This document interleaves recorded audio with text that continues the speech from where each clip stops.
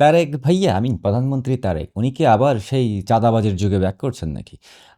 উনার সাঙ্গপাঙ্গ যারা আছে, উনার দলের লোকজন বলেন, যুবদল, এরপরে ছাত্রদল, হ্যান-ত্যান প্রতিদিনই দেখি চাঁদার একটার পর একটার কাহিনী বেরোচ্ছে।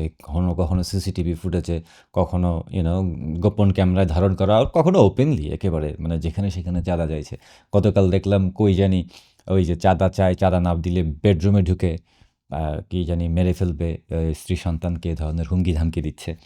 আই মিন আপনারা কি আবার সেই সেই চাঁদাবাজির যুগে, 10% এর যুগে, খাম্বার যুগে প্রবেশ করছেন? স্যার ইউনূস ক্ষমতা নেওয়ার পর থেকে এমনিতেও বিএনপির যে চাঁদাবাজি, যে হারে চাঁদাবাজি করেছে আপনাদের লোকজন, বিএনপির লোকজন আরকি, আনবিলিভেবল। যেখানে পারে সেখানে ৳১ চাঁদা খেয়েছে, ৳১,০০,০০০ চাঁদা খেয়েছে। এই চাঁদাবাজি আপনারা কখনো কন্ট্রোল করতে পারেন না কেন?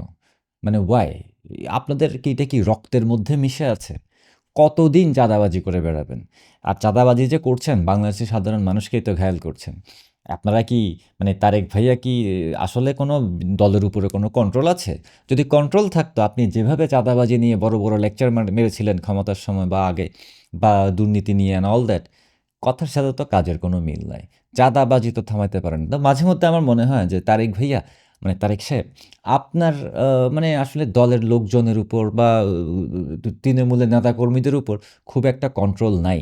ওরা যা খুশি তা করতে পারে। আপনার কথার কোনো পাত্তাই দেয় না। আপনি যদি মানাও করেন চাঁদাবাজি না করতে, যদিও এটা কতটুকু মন থেকে মানা করেন, আবার তলে, তলে নিজেই করেন কিনা সেটা তো জানি না।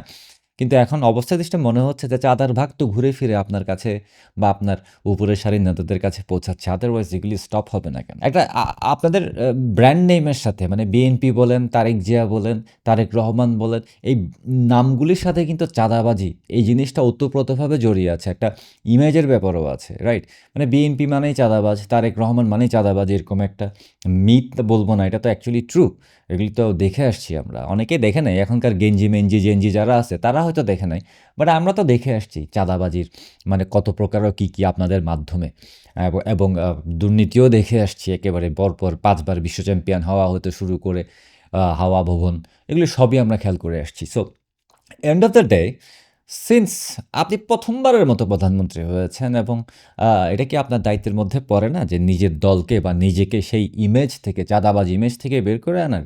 কিন্তু আপনি যতই চেষ্টা করেন না কেন সেই ইমেজকে, নতুন একটা ইমেজ ক্রিয়েট করার, আপনি যদি এই চাঁদাবাজগুলিকে ঠেকাতে না পারেন, যেখানে সেখানে চাঁদাবাজি করে সব জায়গায় একেবারে রুট লেভেলে বাংলাদেশের অলিতে গলিতে, আনাচে কানাচে, ছোট শহর, বড় শহর, গ্রামগঞ্জ কোনোখানে বাদ দেয় না। এই চাঁদাবাজি যদি আপনি কন্ট্রোল করতে না পারেন, সেই ইমেজ থেকেও আপনি বেরিয়ে আসতে পারবেন না। আর সেই ইমেজ যতক্ষণ আপনার থাকবে, চাঁদাবাজ ইমেজ যতক্ষণ বিএনপির সাথে থাকবে, ততক্ষণ পর্যন্ত আপনাদের ক্ষমতাটাও সিকিউর হবে না, বা বেশি দিন আসলে ক্ষমতায় থাকতে পারবেন কি না সেটাও জানে। কারণ এখনও ১০০ দিন হয় নাই ক্ষমতায় আসছেন। কয়েকদিন হয়েছে, রাইট? ১ মাসও ঠিকমতো হয় নাই ক্ষমতায় এসেছেন। অলরেডি আপনাদের সব নাকে মুখে উঠে যাচ্ছে। নিজেদের দলের লোকজনকে কন্ট্রোল করতে পারছেন না।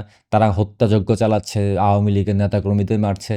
কোনো কিছু করতে পারছেন না। পুলিশ হত্যার বিচার করতে বললাম, সেটাও পারছেন না, ভয় পেয়ে গেলেন। ওদিকে আবার ওই ডিপ স্টেট আমেরিকার এজেন্ট বসিয়ে রেখেছেন, বাধ্য হয়ে একেবারে অনুরোধে ঢেকে গেলার মতো অবস্থা, যে ওই যে রজার খলিলকে বানাইছেন। আমার মাঝে মধ্যে মনে হয় যে আসলে আপনি কি প্রধানমন্ত্রী নাকি রজার খলিল প্রধানমন্ত্রী? আমার মাঝে মধ্যে আমার আমার আমি আমি কেন জানি আমার মনে হচ্ছে যে আসলে বাংলাদেশের এই মুহূর্তে যে পররাষ্ট্রমন্ত্রী, সেই অ্যাকচুয়াল প্রধানমন্ত্রী। আর প্রধানমন্ত্রী হচ্ছে সেই পররাষ্ট্রমন্ত্রীর পিয়ন, না? হইতে পারে না? অবস্থাদৃষ্টি এরকম মনে হচ্ছে। যদিও রজার রহমানকে বা খলিলুর রহমানকে আপনারা পররাষ্ট্রমন্ত্রী বানিয়েছেন, কিন্তু আমার মনে হয় সে প্রধানমন্ত্রী। আদারওয়াইজ আমি বুঝতে পারতেছি না, আপনার কোনো পাওয়ারই নেই। You don't have any power. না আপনার না নিজের দলের উপর পাওয়ার আছে, না দেশের উপর পাওয়ার আছে, না কোনো ইন্টারন্যাশনাল ম্যাটারে পাওয়ার আছে। You don't. আপনি জাস্ট একটা শো করছেন। It's a show.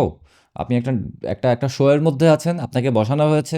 আপনি বসেছেন কোনো একটা ডিলের মাধ্যমে। কিন্তু দ্য মেইন শো আরেকজন চালাইতেছে। আমার মনে হয় আরকি এই মুহূর্তে বাংলাদেশের প্রধানমন্ত্রী আসলে খলিলুর রহমান, রজার রহমান। আপনি মনে হয় একটা সাইড কিক, সাইড পিস। আ যদি না হয়, then prove me wrong. I will be really happy to see that. If you can prove me wrong. চাঁদাবাজি বন্ধ করেন।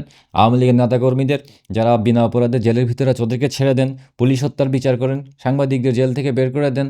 আর এই সমস্ত চাঁদাবাজ যাদের আছে ওদেরকে একেবারেই কন্ট্রোল করেন, দেখি একেবারে বন্ধ করে দেন।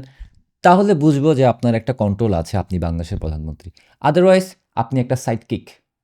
রজার রহমানই বাংলাদেশের প্রধানমন্ত্রী। Have a good one.